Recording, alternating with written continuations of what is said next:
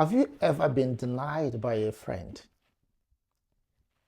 Maybe you see a friend in a mall or in a public place, and they are greeting the person, and the person is telling you, I do not know you. Even if you have never had such experience, just imagine how it would be, how you would feel, how you would take it. In today's readings of the 21st Sunday in Ordinary Time, we see Jesus warning us that this can be a possibility on the last day, the day of reckoning. The readings of today inform us of the universal call to salvation. God created us that we may share His life, the divine life. He created us in His own image. The Catechism asks, why did God make you? So God made me to know Him, to love Him, to serve Him in this world, that I may be with Him in the next world. Sin brought a distortion to this intention of God, to this will of God. Yet it was not a destruction, because God remedied that in the person of Jesus Christ from that very moment.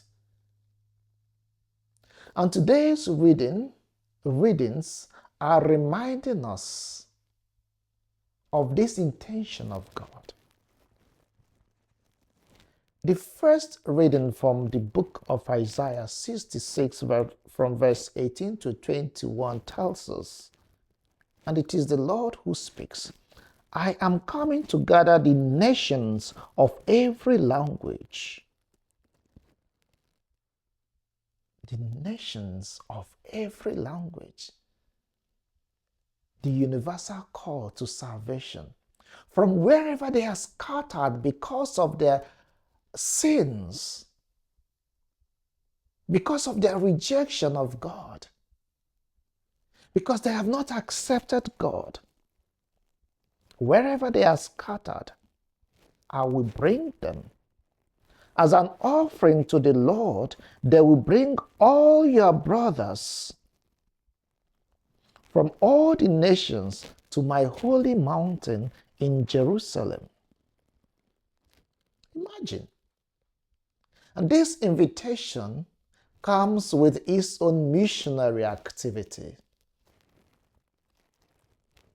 If God has extended this to us, He calls us to bring people into His own mountain, or His mountain. And the psalmist continues this. Go out to the whole world, proclaim the good news. How do we proclaim the good news? How do we make Him known? And that is where the gospel today then becomes a warning. If we do not make known the message of God's salvation, if we do not go out to the whole world to proclaim Him, to bring other people, to gather people from all over, then on that day, we'll be telling Him, you passed through our street, we ate with you, you preached in our street. I will tell you, I do not know you, go away from me. This is not to scare us,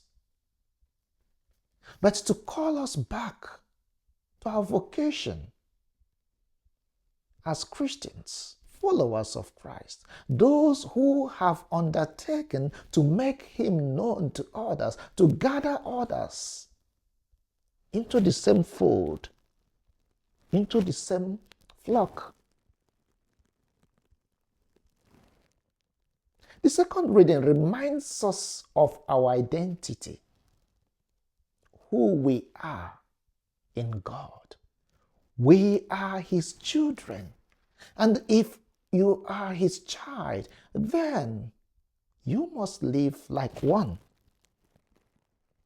Whoever the author to the letter to the Hebrews is, says, have you forgotten that encouraging text in which you are addressed as sons, as children? My son, when the Lord corrects you, do not treat it lightly. Do not get discouraged when He reprimands you. He goes on to tell us that a father punishes a son that he loves. Sometimes we get to people discouraged. We hear them say, oh, God has abandoned me, and as such, I can't go to church. I can't worship Him. I can't love Him.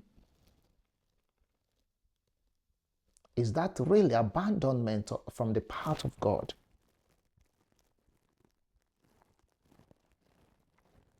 The author is telling us that God chastises those He loves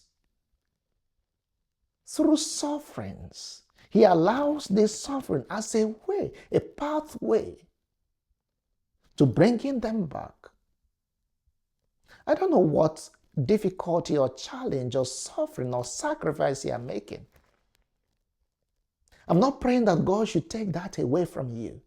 But I'm praying that God will open the eyes of your faith for you to understand that this is a pathway, a stage in your life to that greatness that He Himself has planned for you. I am praying that God will give you the grace, the broad shoulder to carry that cross that He has given you. Crosses come in different sizes. Recently, I told someone that God gives the fiercest battles to His best soldiers. And he asked me, when did we agree for this battle? You don't have to agree. He knows you are capable. He knows you can do that. He has prepared you, and He continues to prepare you by the things you encounter in life. We are told suffering is part of your training. John of the Cross tells us, whenever we think that God has abandoned us or that our treatment is worse, then let us look up to the cross and see how He treated His beloved Son and compare that to your own suffering. But through that cross, through that passion, eventually salvation came. There was a crown of glory. And it is that Son that is teaching us today, try your best to enter by the narrow door. Try your best. Let those words not be heard. I do not know you. I do not know where you're coming from. But when we have conscientiously done our job, then we hear, come, the beloved of my Father, and enjoy the kingdom prepared for you since the beginning of the world. My dear friends, let us not allow the sufferings of this world that is transitory to deny us the joy that will be ours in eternity. Let us run to God. Let us be faithful to Him. Let us listen to Him. Let us ask Him to open our minds, to make us disposed, to give us the grace